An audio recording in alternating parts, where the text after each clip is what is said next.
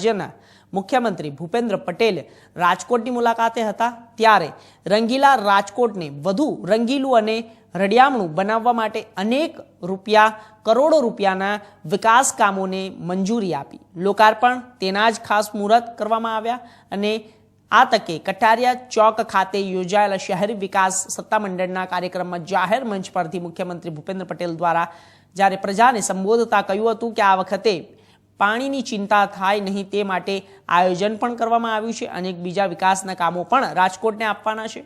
PM મોદીના નેતૃત્વમાં દેશનો સર્વગ્રાહી વિકાસ થાય છે. તેમાં નાનામાં નાના માણસોનું જીવન સુખી બને તે માટે સતત પ્રયાસો કરાઈ રહ્યા છે.